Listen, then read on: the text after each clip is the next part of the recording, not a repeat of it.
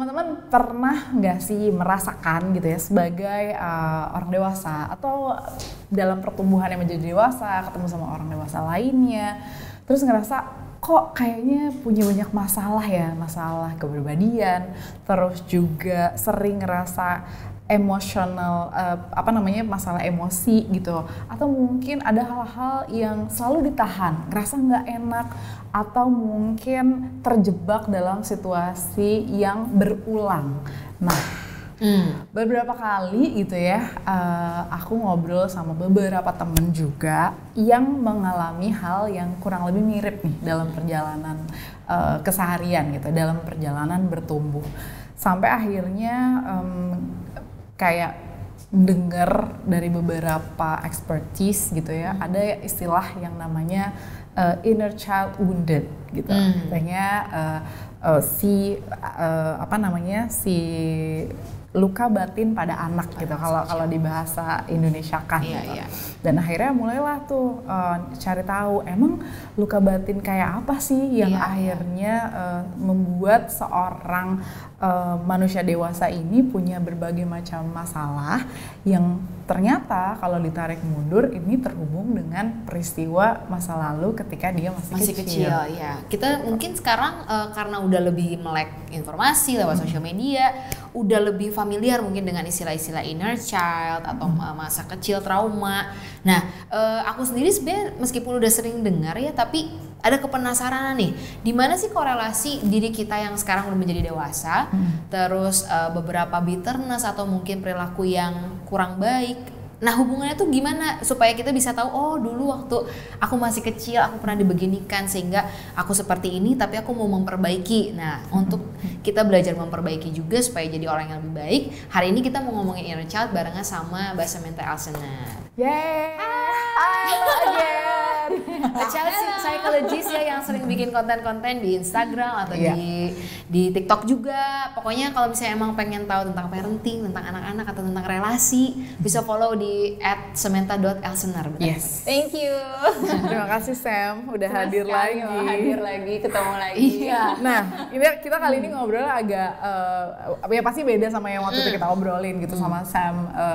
Kali ini ngobrolin tentang istilah inner child wounded, atau mungkin diawali sama inner child itu sendiri, biar orang nggak salah gitu loh dalam mungkin mendefinisikan atau mengartikannya. Sebenarnya namanya atau istilah inner child atau inner child wounded tuh apa dan apakah sama? Inner child itu sisi anak kecil yang ada dalam diri kita. Jadi setiap orang dewasa pasti punya inner child atau sisi kekanak-kanakannya. Kayak misalnya aku nih gitu, hobinya apa dari kecil sampai sekarang? Hobi banget gitu, main boneka-bonekaan gitu. Nah, itu sisi anak kecilku tuh yang selalu aku coba untuk aku suapi gitu. Ketika aku stres kerja, aku stres dengan kewajiban dan tanggung jawab orang dewasa, aku bermain dengan permainan-permainan masa kecilku itu gitu.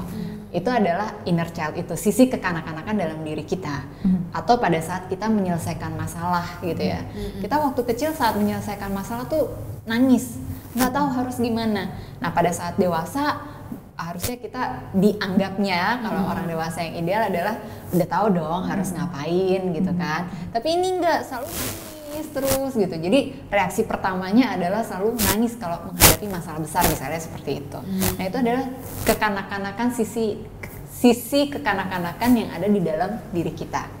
Nah, kalau inner child wound atau inner child trauma itu luka atau trauma yang ada dalam diri kita yang terjadinya pada saat kita masih kecil dan terbawa terus. Jadi sisi kekanak-kanakan di dalam diri kita atau sisi anak kecil dalam diri kita tuh terluka dan belum sempat diobati gitu. Nah, itu biasanya kayak contohnya kita main gitu. Kalau orang dewasa kan ketemu janjian sama temennya gitu kan. Kita ini ya ngafe yuk gitu kan. Kapan, di mana, jam segini nih. Tiba-tiba dibatalin. Gitu. Nah, itu tuh yang buat dia kalau waktu kecilnya dia sering mengalami penolakan, rejection, terus sering dikerjain sama teman-temannya, itu akan insecure sekali. Dan dia akan balik lagi ke waktu dia disakiti waktu dia kecil itu. orang kayak gini ya sama aku ya, kok nggak bisa berubah sih, nggak bisa menghargai aku. Dia pasti akan langsung ngedumel seperti itu.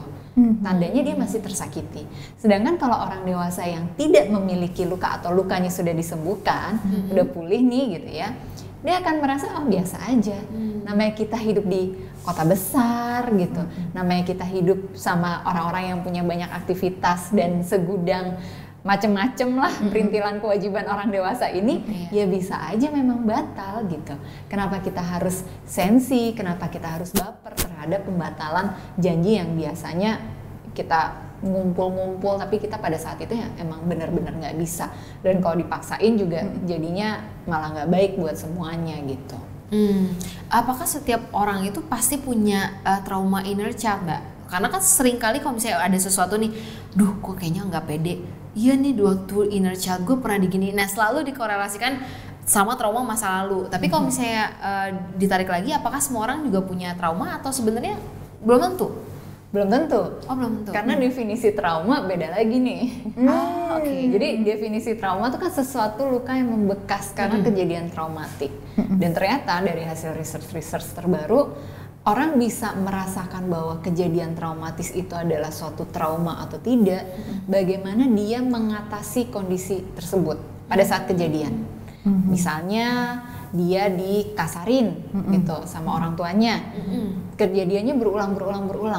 Tapi di sisi anak itu selalu ada significant others, figur orang lain, tempat dia bisa berlindung. Kemungkinan dia untuk trauma kecil. Yes. Aku memiliki masa kecil yang sulit, yang susah, tapi ada selalu orang di sampingku yang melindungi aku. Siapapun itu, bisa kakeknya, bisa neneknya, bisa ART atau pembantunya di rumah gitu, atau teman tetangganya, ya siapa aja gitu, figur signifikan others ini pasti ada gitu ya. Dan kalau misalkan dia di waktu kecilnya dibully atau mengalami kejadian-kejadian traumatis, tapi dia sendirian, dia nggak ada sama sekali orang yang membantu dia, kemungkinan besar dia bisa punya trauma jangka panjang. Gitu. Jadi sebenarnya setiap anak gitu ya, atau mungkin sisi kekanak-kanakan dari setiap manusia itu pasti ada. Cuma pengalamannya lah yang nanti akhirnya membedakan nih gitu. Apakah luka ini akan bertahan menjadi trauma, ataukah memang ternyata bisa diregulate ketika mungkin kejadiannya si anak masih kecil, tapi ya itu tadi kayak saya menjelasin bahwa dia punya orang lain nih yang membantu, membela, terus kayak supaya si anak ini akhirnya walaupun dia disakiti tapi dia bisa menyelesaikan masalahnya.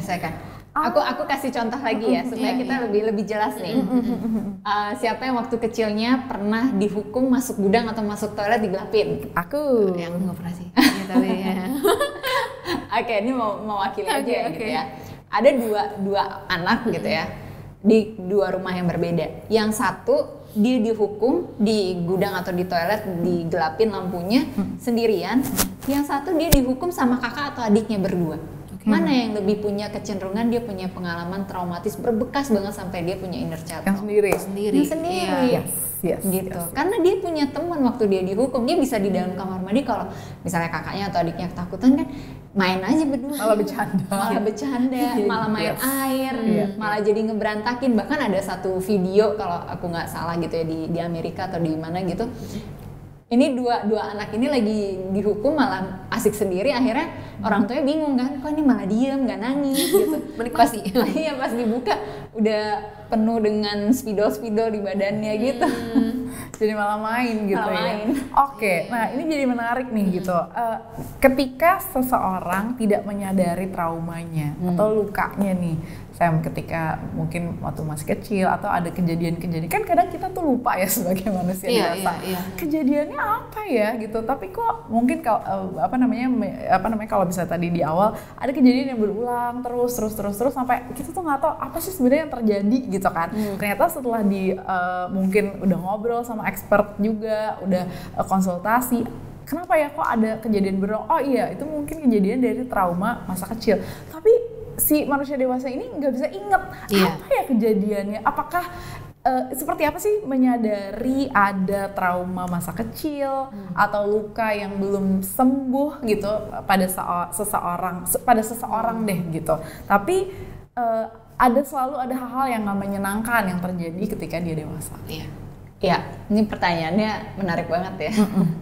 Jadi gini, kita kan mengenal pertahanan diri kita atau defense mechanism kita tuh ada macam-macam banget gitu ya. Biasanya kalau pada saat orang mengalami kejadian traumatis, dia berusaha untuk melupakan kejadian itu ketika dia tidak bisa mencari bala bantuan. Atau bala bantuannya ada di depan dia, tapi dia penuh ancaman dari pelakunya. Jadi dia nggak bisa ngomong juga gitu kan. Otomatis dia membungkam dong, dia diam dan dia berusaha untuk melupakan. Dia memendam itu ke alam bawah sadarnya dia. Ini nggak terjadi gitu. Udah lupain aja gitu. Dan itu kejadiannya kan nggak mungkin dalam waktu 1 hari, 1 minggu, 1 bulan itu langsung bisa begitu saja lupa gitu. Pasti ada runutan waktu yang lama, jangka waktunya nggak singkat, dan tiba-tiba ya udah dia dewasa, dia besar, lupa. Tapi ada tanda-tandanya yang pasti berkaitan sama hal yang ingin ditutupi itu, yang ingin dilupakan itu. Contoh ya, orang yang pernah mengalami pelecehan seksual pada saat dia masih kecil. Ketika itu dia penuh ancaman, dia nggak bisa cari bala bantuan, dia takut kalau dia cerita orang juga nggak akan percaya karena dianggap anak kecil nggak bisa dipercaya, suka bohong dan lain sebagainya, misalnya seperti itu. Dia melakukan tadi defense mechanism-nya adalah repress, udah pendem aja, lupain aja, kayak nggak ada kejadian apapun. Tapi perilaku setiap harinya dia punya keunikan-keunikan yang cuma dia aja yang melakukan. Misal mandinya harus pakai gayung dan dihitung jumlah gayungnya. Misalnya kejadiannya adalah pada saat dia usia 10 tahun. Nah, terus dia itu mandi selalu pakai gayung, jumlahnya harus 10. Atau kelipatan dari 10. Ini pikirannya dia sendiri aja gitu. Kenapa bisa jadi kebentuk gitu? Itu panjang lagi tuh ceritanya. Tapi ini secara singkatnya aja. Bisa dia mengurangi selalu dari usianya dia, dikurangin 1. Jadi misalnya usianya udah 30, ya jumlah gayungnya harus 29 gitu. Kalau usia 40, jumlah gayungnya harus 39, misalnya kayak gitu. Dan berbagai macam aturan yang diterapkan oleh orang tersebut sendiri. Atau ada kejadian-kejadian lain yang dia selalu menghindari apapun yang berkaitan dengan figur otoritas penegak hukum. Jadi kalau ngelewatin jalan di Jakarta, ngelewatin Semanggi itu ada kantor polisi gede, dia nggak mau. Dia nggak boleh ngelewatin hal-hal kantor polisi, Komnas HAM, Komnas Perempuan, Komnas Perlindungan Anak kayak gitu. Itu dia selalu menghindari hal kayak gitu. Even kantor polisi yang kecil gitu. Atau ketika terpaksa banget nih kan, kadang kalau pagi-pagi atau sore-sore suka ada polisi lalu lintas yang ini ya bertugas kan. Dia udah langsung keringet dingin, keringetan gitu, tegang gitu kan. Tapi mungkin juga dia nggak notice, cuman kok tiba-tiba kok gini ya, tiba-tiba gini sih gitu. Nah, sampai pada suatu saat dia merasa benar-benar terganggu dan dia nggak bisa pergi kemana-mana. Misalnya diterima kerja, kantornya kebetulan sebelahnya ada kantor polisi, gitu. Dapat kliennya dari Komnas Perlindungan Anak, misalnya gitu. Itu kan sesuatu yang nggak bisa dihindari kan. Ya, untuk bertahan hidup mau nggak mau jadi, ini aku kenapa ya? Gitu, kayaknya ada sesuatu yang aneh, sesuatu yang salah deh. Nah, akhirnya pergilah gitu ke profesional, ke psikolog atau psikiater, dirunut, dibantu untuk identifikasi masalahnya apa sih sampai terjadi kondisi itu. Dan kalau nggak bisa ingat sama sekalipun, biasanya akan dibantu dengan teknik relaksasi atau hipnoterapi, tapi untuk membuat dia tuh relax banget. Jadi inget gitu runutannya tuh dia kenapa sih gitu, dan itu perlu dipandu ya, nggak bisa sendiri ya. Jadi diajak untuk mengingat kejadian tahun per tahun. Misalnya umurnya 30, ya udah pada saat dia kejadian tahun 20, umur 20 kenapa, umur 19, dirunut sampai akhirnya ketemu gitu. Aku pernah denger Adele waktu itu di interview ya, dia tuh cerita pernah melakukan terapi untuk bisa sembuh dari inner child. Terus dia bisa mendescribe bahwa di badannya dia sekarang, di dewasa ini, dia bisa ngelihat Adele yang waktu itu berumur berapa ya, sekitar berapa tahun gitu. Kemudian dia nangis di satu ruangan yang gelap. Nah, gimana seseorang itu bisa mendeskripsikan kondisi waktu dia di masa inner child, dan dia akhirnya menemukan bahwa oh, anak ini gak punya kepercayaan diri, dia ngerasa sakit hati sama orang tuanya. Nah, itu kan apalagi tentang feeling yang dulu banget ya. Itu metode apa dan kemudian gimana bisa akhirnya dia bisa menemukan sedetail itu. Oh ya, Adele kecil tuh menangis, atau mungkin Cynthia kecil marah sama orang tuanya gitu. Hal-hal seperti itu bagaimana caranya ya? Memang perlu dipandu dengan teknik hipnoterapi itu bisa gitu, tapi harus yang benar-benar terapis atau profesional psikolog, psikiater yang certified ya dengan hipnoterapi ini. Kemudian bisa juga dengan teknik art terapi, itu juga bisa gitu. Bedanya hanya pada saat pelaksanaannya aja. Kalau hipnoterapi ya biasanya dalam kondisi tidur yang rileks gitu, terus dibawa dengan panduan suara dari terapisnya atau psikolognya. Kalau art terapi dalam kondisi kita seperti ini sadar gitu, tidak dibawa ke level gelombang otak yang sadar, yang lebih rileks, tapi kita diajak gitu, coba kamu gambar ini, ada instruksi-instruksi verbalnya gitu, dan diajak untuk yuk gitu merefleksikan dari hasil gambar ini sampai akhirnya ketemu sendiri gitu. Dan itu bisa benar yang ada cerita itu benar gitu, itu terjadi gitu. Dan bisa sampai sejelas itu karena memang ingatannya tuh masih berbekas sekali kan. Gitu. Dan kalau dengan teknik hipnoterapi bahkan kita bisa ingat sampai pada saat kita masih ada di janin. Suara apa yang kita dengar gitu dari pertengkaran orang tua misalnya kayak gitu. Kalau traumanya sudah terjadi dari saat dia masih di dalam kandungan. Biasanya yang mengalami kekerasan ya, biasanya yang kayak gitu. Berarti umur berapa tuh Mbak? Masa kecil kita tuh rentan banget untuk bisa, karena emang semua kita kan sering dengar bahwa karakter kita dibentuk di spesifiknya di umur sekian gitu ya sama anak kecil. Nah itu sampai umur berapa Mbak inner child itu terbentuk sampai akhirnya menjadi sebuah karakter seseorang gitu? Sebenarnya kalau kita mengacu pada psikologi kognitif, kalau teori-teori yang sebelumnya itu kan menyebutkan prefrontal cortex kita itu baru mulai berkembang di periode kita remaja.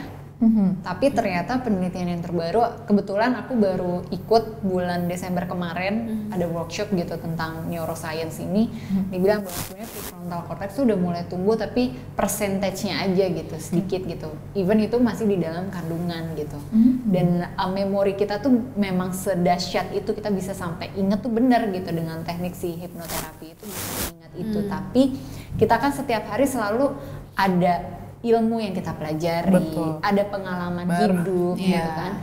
Dan ternyata tumpukan itu tuh seperti tumpukan di perpustakaan memori-memori ini. Jadi kalau kita masuk perpustakaan gitu, kita sering gitu ya masuk ke lorong yang ini bacanya buku-buku psikologi gitu kan. Kita nggak pernah tuh cek buku-buku yang berkaitan sama bahasa Prancis, bahasa Itali gitu kan. Kita nggak tahu, padahal itu ada di situ. Dan ketika kita mau mengakses ke situ, kita cuma perlu mengaktifkan neurotransmitter yang ada di otak kita, saraf-saraf tersebut untuk bisa ingat lagi gitu. Dan itu proses working memory memang seperti itu. Dan kalau tadi ditanya dari kapan gitu, ya tadi mungkin dari usia 4 bulan ketika dia sudah komplit organ tubuhnya terbentuk di dalam kandungan, atau mungkin setelah dari 4 bulan itu gitu ya, tapi sudah ada gitu, itu udah bisa. Jadi ada beberapa cerita yang pernah mengalami kekerasan, jadi ibunya yang mengalami tapi anaknya yang di dalam kandungan dia udah inget gitu, kayak sekitar kandungan usia 7 bulan dia udah inget tuh, oh ibu bapaknya pernah berantem gitu. Dia nggak bisa lihat, dia cuma denger suara ributnya karena apa gitu kan. Gitu, karena memang secara perkembangan suara itu kan yang pertama kali dikembangkan oleh anak ya, terkoneksi kan, kayak anaknya kalau distimulasi dengan lagu-lagu itu juga lebih oke, diajakin ngomong, jadi ada koneksi sama ibunya seperti itu. Oke. Jadi bisa banget. Tapi kalau kita ngomongin tentang trauma, kita belum bisa menilai seorang anak mengalami trauma dan dia sangat berdampak terhadap pengalaman traumatisnya itu sampai dia usia 7 tahun. Jadi 7 tahun ke atas tuh baru bisa. Kecuali kita udah jelas nih ya, anak bayi pernah dilempar gitu sama neninya gitu, amit-amit gitu kan, atau kan ada cerita-cerita berita itu gitu juga kan, atau kayak anak usia 2 tahun dicubit, dipukulin, nah itu udah pasti dia akan merekam itu dan muncul nanti suatu ketika aja saat dia dewasa, kalau itu nggak diperbaiki, nggak disembuhkan tuh akan bisa muncul. Tapi ciri khasnya anak-anak sebelum dia usia 7 tahun itu kan playful, cheerful gitu. Jadi kayaknya orang dewasa nggak bisa tahu dia anak ini trauma nggak sih? Karena dia happy-happy aja gitu. Dia selalu menunjukkan tampilan rasa penasaran, pengen belajar, pengen bergerak gitu, ceria, pengen ini, pengen itu gitu. Harus ada satu event yang besar banget dan menyedihkan banget terjadi sama anak itu baru kelihatan anak itu murung. Misalnya tiba-tiba orang tuanya meninggal, ada bencana alam gitu, kehilangan semua sanak saudaranya, ditaruh tiba-tiba di panti asuhan, orang tuanya pergi gitu. Nah itu bisa kelihatan ya anak ini murung gitu. Tapi terlepas dari itu yang misalnya kayak pelecehan atau apa gitu, mungkin kalau kita harus jadi orang dewasa yang sangat peka ya untuk bisa ngeliat nih kayaknya ada sesuatu yang aneh nih sama anak ini nih. Tapi terlepas dari itu kayaknya sulit untuk kelihatan gitu sampai dia umur 7 tahun baru bisa kita mulai bener nggak nih, bener nggak pernah ngalamin kejadian traumatis. Nah sebagai orang dewasa nih Sam gitu tadi ngulang yang tadi kan kita tuh ketemu banyak orang, pengalaman tiap hari beda-beda, pelajaran ilmu baru setiap hari sampai tuh ketika kita bertumbuh gitu ya menjadi orang dewasa, kita punya cita-cita, pekerjaan dan semuanya, kita melupakan sisi anak-anak kita yang mungkin belum sepenuhnya tersembuhkan gitu, misalnya karena repress dan sebagainya. Apa dampak yang mungkin bisa disadari nih gitu kalau kita ternyata punya wound gitu di inner child-nya gitu, supaya ini ada hubungannya dengan pengembangan potensi diri gitu kita sebagai seorang dewasa atau mungkin teman-teman yang punya cita-cita lagi mengejar mimpinya gitu, supaya proses itu bisa berjalan sesuai dengan harapan gitu. Aduh berat ya, berat banget ya. Itu kayak pengembangan potensinya jadi nggak terhambat gitu hanya karena mungkin sesuatu hal yang kita nggak paham, kita abai, nggak diselesaikan. Jadi tapi ada hal-hal yang padahal dia potensinya gede banget tapi harus ketahan karena hal-hal itu tadi. Ya harus penyembuhan dulu ya, perlu healing. Judulnya trauma healing gitu kan. Bukan jalan-jalan ke Bali. Nah ini benar nih. Kalau trauma healing nggak bisa jalan-jalan, tapi kalau kita burn out bisa jalan-jalan. Jadi tapi ada juga sih proses dari trauma healing itu yang melibatkan jalan-jalan itu juga ada. Tapi itu tergantung nanti dari terapis atau psikolognya ya.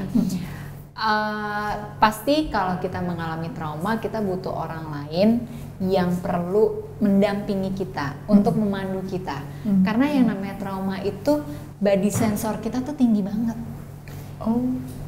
Setinggi kayak gini nih, waktu kecil misalnya orang yang mengalami pelecehan seksual, terus dia tuh inget banget gitu ya bau atau aroma parfum atau badan orang pelakunya gitu, itu kebawa sampai besar. Gitu. Walaupun ini apa sih, gue nggak suka banget nih bau kayak gini gitu, ini ganggu banget gitu, terus dia bisa langsung panic attack misalnya gitu, karena dia cuma inget satu aja, ada stimulus kan, ada rangsangan berupa bau-bauan itu, dan kebetulan indera penciumannya dia yang paling kuat dibandingkan panca indera yang lainnya, jadi dia sangat sensitif terhadap bau itu. Itu trauma gitu. Kemudian bisa aja kayak otak kita tuh menghubung-hubungkan, mengkait-kaitkan suatu simbol. Misalnya pelakunya dulu pemain musik gitu. Itu dia kaitkan dong. Dia akan menghubung-hubungkan semua pemain musik, semua yang berkaitan dengan musik itu big Nggak no. baik. Oke. Nggak baik, nggak usah kenal sama musisi, nggak usah dengerin musik apa segala macem. Bisa otak kita tuh memprogram seperti itu. Wow. Oke. Karena kita akan menghindari sesuatu hal yang sifatnya menyakiti kita untuk melindungi diri kita. Nah, hal yang paling penting adalah kita mengetahui dulu identifikasi. Dan tadi banyak cerita bahwa kita tidak bisa mengidentifikasi itu sendiri. Iya. Munculnya hanya dari respon-respon stimulus sensori atau panca indera kita yang nggak tahu nih ya kenapa ya. Kok gue benci banget sih sama buah apel? Kok gue benci banget sih sama bau-bauan yang aromanya kayak gini? Kok gue nggak suka banget sih sama orang yang profesinya apa gitu? Nah itu perlu dibantu identifikasi dulu. Kalau udah identifikasi kita udah tahu, lakukan healingnya. Healingnya ya harus didampingi oleh tenaga profesional juga sampai selesai, sampai tuntas. Kalau udah baru melakukan pengembangan diri. Kenapa sih trauma itu harus healing? Karena satu membuat kondisi-kondisi kita yang terhadap stimulus dari luar itu yang berkaitan sama trauma netral dulu kan? Netral, terus kita bisa memaafkan kejadian itu, bisa menerima bahwa itu bagian dari masa lalu kita, dan kemudian meningkatkan yang namanya kekuatan di dalam diri kita, termasuk boundaries, self care kita, termasuk gimana sih caranya kita untuk melindungi diri, gitu. Jangan sampai hal tersebut terjadi lagi, atau yang mirip-mirip lah, memahami polanya itu juga termasuk akan dibahas gitu. Nah itu pentingnya kalau ngambil sesi healing sama profesional gitu, karena itu semua akan dipandu sesuai case by case-nya. Kalau misalnya mau langsung aja deh nggak usah healing deh gitu, langsung aja mengembangkan diri, bisa nggak? Bisa, bisa. Oh gitu. Tapi berat banget. Oh, karena ada satu step yang dilengkap gitu ya? Satu step yang dilengkap yang dia bisa nggak, dia punya kapasitas nggak untuk tidak utak-atik. Karena ada juga kondisi-kondisi orang yang ketika dia dibuka si Pandora box-nya itu dibuka, justru dia nggak bisa perform sama sekali. Langsung stuck gitu. Oh, karena ada nggak selesai ya, nggak sampai healing, baru dibuka doang. Iya, karena prosesnya kan lama dan itu sakit gitu. Nah ini mau nggak? Gitu. Kalau enggak, dia harus hidup dan tumbuh di lingkungan yang benar-benar positif. Dan itu proses yang lebih lama lagi gitu. Let's say nih, seorang anak yang berduka, kehilangan salah satu orang tuanya secara mendadak, shock kan. Dan kita kan udah tahu ya, maksudnya udah familiar lah dengan kurva Kubler-Ross kalau kita kehilangan tuh prosesnya tuh seperti apa saja. Dan buat anak ini dia mengalami kejadian yang sangat traumatis. Dia punya agresivitas yang sangat tinggi. Dia nggak suka orang lain bahagia, jadi bitter gitu kan. Dia nggak suka orang lain bahagia, dia nggak suka dengan achievement orang lain, karena dia punya internalisasi gue itu makhluk yang paling susah. Gue kehilangan salah satu orang tua gue nih gitu, dan hidup gue jadi berantakan gara-gara kehilangan itu gitu. Jadi dia kalau kenapa dikit dikritik dikit ngambek, marah gitu kan. Nah itu kebawa kan sampai dewasa kan. Bisa nggak dia mengobati lukanya dia, kehilangan seseorang secara mendadak? Bisa. Tapi prosesnya akan sangat lama. Sangat lama dibanding dia ikut sesi terapi. Dia harus ada di lingkungan yang benar-benar memberikan keyakinan ke dia, hey, I'm here, I'm not going anywhere. Gue bener-bener ada di samping lo nggak usah takut deh kehilangan gue, gitu. Gue ada di sini, yuk kita bareng-bareng gitu.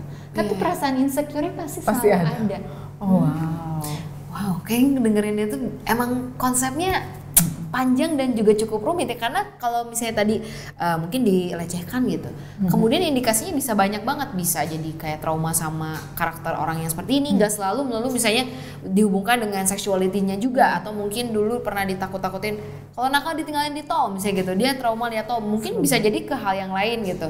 Dan menggali itu juga proses setelah mengetahuinya, berarti ada banyak proses yang perlu dilewatin ya Mbak, misalnya memaafkan diri sendiri, memaafkan orang lain. Nah, untuk bisa mungkin self practice, ada nggak sih Mbak yang misalnya simple, aku nggak suka kalau orang batalin janji gitu. Oh dulu mungkin pernah sering dibatalin sama orang tua. Nah mungkin ada hal-hal yang praktis yang bisa lebih simple nggak dilakuin sama seseorang yang sebelum mungkin akhirnya pergi ke mungkin nggak kalau seberat ya, itu gitu misalnya. Mungkin kalau cuman masalah-masalah trauma parenting gitu ya, mungkin bisa. Kan trauma tuh layernya ada banyak banget ya. Karena kebetulan hari ini kita bahas inner child. Yes. Ini kita nggak bahas spesifik traumanya, tapi trauma tuh layernya ada banyak banget. Nah, kalau kita ngebahas cuman spesifik trauma parenting yang kecil-kecil gitu, tapi itu jadi kebiasaan di dalam hidup kita keseharian, itu bisa kita lakukan dengan reframing our thoughts. Jadi memprogram ulang pikiran kita. Itu bisa, itu lebih sederhana, lebih singkat. Jadi itu dasarnya adalah dari cognitive therapy. Cognitive therapy itu berarti pikiran kita yang dirubah kan, mindset kita dirubah gitu. Itu bisa. Kalaupun mau latihan sendiri ya sering-sering tuh kita menyadari kita suka mikir apa sih gitu. Gue bego gitu kan, gue suka dikatain idiot gitu. Ganti kan, dicoret gitu, I'm good enough. Iya, gue sayang kasih sama afirmasi diri gue ke diri sendiri gitu ya. Tapi itu latihannya harus rutin, harus setiap saat. Oke. Reparenting gitu nggak sih? Reparenting. Aku ingat ilmu yang sampai sekarang masih suka diterapkan. Oke, berarti mungkin terakhir nih Sam, apakah setiap manusia dewasa gitu ya membawa traumanya walaupun levelnya berbeda-beda gitu? Dan apakah seorang manusia dewasa yang bertumbuh dengan traumanya ini bisa menjadi manusia yang utuh? Bisa, tetap. Kayak tadi yang aku bilang gitu. Ada orang yang dia punya trauma. Kalau jadi gini, kita bayangin ini adalah otak kita gitu ya. Di otak ini nih volumenya orang kan beda-beda ya. Di tengah-tengah otak kita tuh ada titik amigdala kita, pusat emosi kita kan. Nah, disitulah pusat trauma kita juga. Kalau kita merasa tersakiti, di situ si batu yang ada di amigdala atau sistem emosi kita itu akan semakin besar ukurannya. Jadi kalau misalnya gini, kita dimarahin sama orang tua kita waktu kita kecil gitu kan, lukanya bisa aja kecil gitu. Jadi kalau segini lukanya kecil lah gitu, kecil gitu ya, seginilah lukanya gitu. Tapi kalau orang yang ngalamin pelecehan, dia tiba-tiba orang tuanya meninggal gitu, buat dia yang internalisasi ini, luka itu bisa jadi makin besar. Dan kecil besarnya luka itu tergantung dari orang itu sendiri. Pengalaman-pengalaman selanjutnya dari orang tersebut, tayangan yang dia tonton, teman-temannya, lingkungannya seperti apa, pendidikannya dia, gitu. Dan ada keinginan nggak dari orang itu untuk healing, itu juga termasuk. Kalau ada keinginan saja, artinya dia akan berusaha kan untuk membuat si luka ini kecil dong gitu. Karena udah ada niat, aku mau sembuh gitu. Jadi dia akan mencari berbagai macam informasi yang bisa mengurangi si batu yang ada di dalam amigdalanya itu gitu. Jadi itu terjaga tuh. Misalnya jadi punya hobi hiking, jadi punya hobi meditasi gitu. Jadi punya hobi yoga, olahraga gitu. Ini kan terkontrol. Ukurannya ada nggak? Ada tetap, tapi terkontrol. Gitu. Tapi kalau dia sama sekali tidak menyadari dan dia tidak punya hobi-hobi yang bisa membantu dia untuk menjaga kesehatan mentalnya dia, ukuran ini juga akan makin besar. Dan makin itu besar ya? Bisa makin besar. Ditambah kalau misalnya pola gaya hidupnya juga nggak sehat, gitu. Jadi misalnya makan makanannya ya serah deh, asal aja deh makan gitu. Itu kan akan mempengaruhi seluruh struktur otak kan. Bisa aja nanti jadi pembuluh darahnya ada benjolan, jadi tersendat gitu, tersumbat, jadi bisa ada penyakit ini, penyakit itu, dan macam-macam gitu. Itu bisa. Makanya dari orang bilang dari pikiran atau dari perasaan bisa jadi penyakit sensasi fisik tuh bener ya?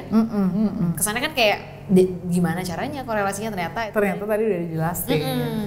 Jadi dengan kita tahu gitu bahwa yang namanya sisi kekanakan dalam tubuh seseorang itu hal yang normal sebetulnya. Bahkan punya trauma pun adalah sesuatu hal yang nggak bisa dihindari gitu. Tapi seiring bertumbuhnya kita sebagai seorang manusia, udah banyak banget akses informasi yang bisa kita terima. Kalau memang kayak yang tadi Samantha bilang gitu, bahwa dengan menyadari kita punya sesuatu hal yang kita nggak nyaman dari dalam diri sendiri, tapi kita bahkan nggak tahu itu apa, nggak ada salahnya untuk kita pergi sangat disarankan untuk bertemu dengan profesional, melakukan pemulihan, dan untuk jangka panjangnya supaya kita bisa mengembangkan potensi diri, sehingga si inner child yang tadinya terluka bisa pulih bersama dengan pertumbuhannya kita sebagai seorang manusia. Betul, dan aku ngerasa setiap kita pasti punya keputusan dan punya hak yang sama untuk aku mau terafiliasi nggak nih dengan trauma atau mungkin inner child yang kurang baik dalam kehidupan kita, dan gak harus terdefinisi dari masa lalu yang gak enak gitu ya. Kalau misalnya kita mau berusaha untuk healing atau bertumbuh, pasti setiap kita bisa jadi orang yang lebih baik sih. Yes, terima kasih. Terima kasih. Thank you.